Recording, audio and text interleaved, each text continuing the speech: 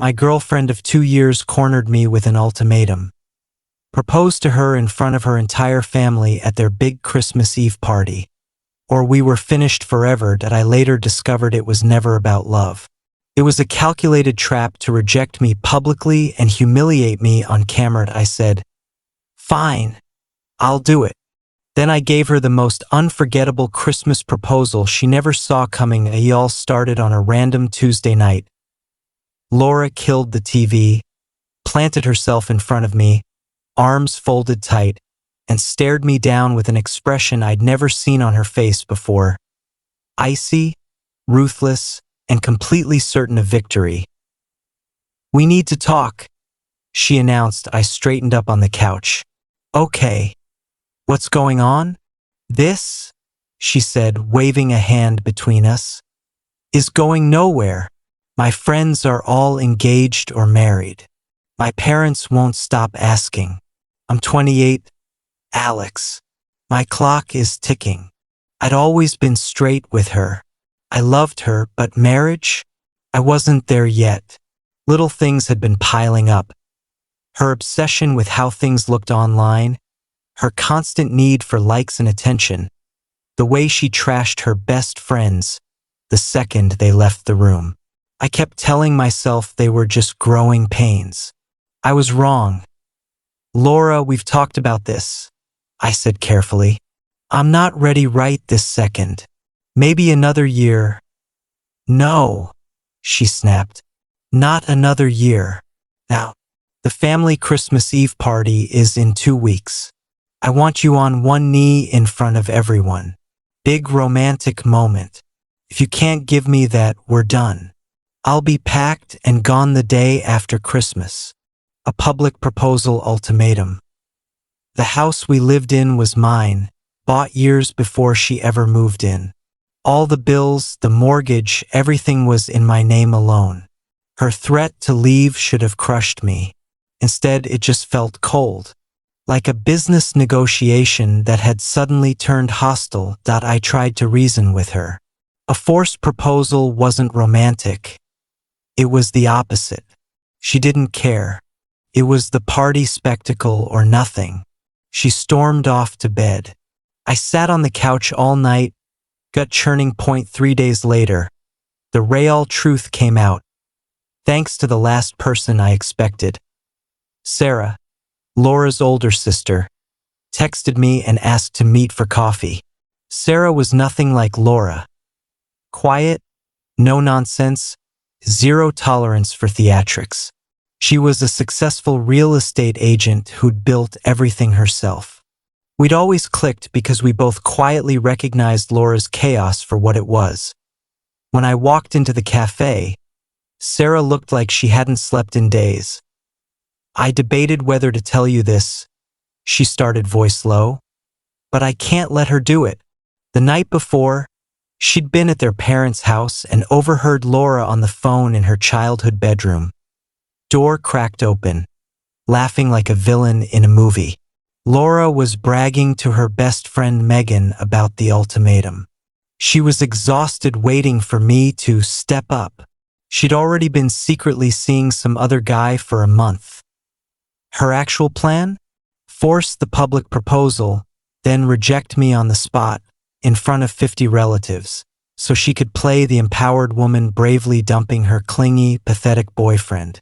Megan was apparently shrieking with excitement and promised to film every second of my humiliation for the internet. Sarah stared into her coffee. "She wants to destroy you, Alex. Just for content." I couldn't stay quiet. Something inside me snapped. Not into rage, but into perfect, icy clarity. The hurt didn't disappear.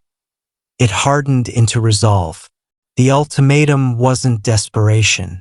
It was a premeditated ambush. I thanked Sarah until my voice cracked. Then I smiled for the first time in days. Laura wanted a grand public moment. Cool. I'd give her one she'd never live down. That same night, I went home and put on an Oscar-worthy performance. I took Laura's hands, looked deep into her eyes, and told her she was right. I'd been scared, but I saw the light now. "I'll propose at the party," I said, letting my voice shake just enough. "You deserve the fairy tale moment." Her eyes lit up with pure triumph. She tried to play it off as happy tears, but I saw the predator underneath. She hugged me like she'd already won. Felt like hugging a python. Game on. The next 2 weeks were bizarre. Laura strutted around the house like she'd already locked me down, dropping ring hints, giggling on the phone about the big surprise, smirking every time she caught my eye. Meanwhile, I was a ghost moving in fast forward. Signed a lease on a new apartment downtown. Hired movers. Quietly boxed everything that was mine and shuttled it to a storage unit. Sat down with Sarah again and laid out my entire counterplan that I asked if she'd be willing to play one small but crucial role. She listened, eyes widening, then broke into the slowest, most satisfied grin I'd ever seen. "I'm in," she said. "She's earned this." Christmas Eve finally arrived. The party was exactly the over-the-top production Laura had scripted in her head. Lights everywhere, holiday music, 50-plus relatives swirling around with cocktails and appetizers. Laura floated through the crowd in a sparkly red dress like she was already the star of the show. Every time she looked at me, she tapped her left ring finger and raised an eyebrow, her silent command. Her friend Megan shadowed her all night, phone in hand, practically vibrating with anticipation at about 9 p.m. After dinner, Laura gave me the sharp little nod. Showtime that I walked to the center of the living room, right beside the 12-foot Christmas tree, and tapped a spoon against a glass. The room went quiet. Every single phone turned toward me. Laura glided over and took her mark, face arranged in perfect faux surprise and joy. Megan hit record. "Good evening, everyone." I began, voice steady and loud enough for the back row. "Thank you for having me in your home tonight. This has been a year of huge realizations for me, about what I want, what I deserve, and the steps I need to take to protect my peace and my future." I caught Megan zooming in. Laura's smile was diamond bright. "I've made a big decision about that future," I continued, "and to make it happen, I need the help of a true professional." I turned slightly, so it was obvious I was no longer looking at Laura, and locked eyes with Sarah, who was leaning casually against the fireplace that I reached into my jacket pocket. The entire room inhaled that I dropped to one knee. Laura let out a dramatic little gasp, hand flying to her chest. Pure theater. I opened the velvet ring box. Inside, gleaming on the satin cushion, was a shiny, brand new house key. "Sarah?" I said clearly, holding the box up toward Laura's sister. "I know this is unconventional, but would you do me the honor of being my realtor? I'm selling this house and moving out, for good. I'm going to need the best in the business to find my new place." Dead. Silence. 0.5 full seconds of pure, deafening shock. Laura's face did a lightning-fast journey. Delighted, confused, horrified, nuclear rage. Megan's phone was still up, but her mouth was literally hanging open. Sarah stepped forward smoothly, ignoring her sister entirely. "Alex?" she said with a warm, professional smile.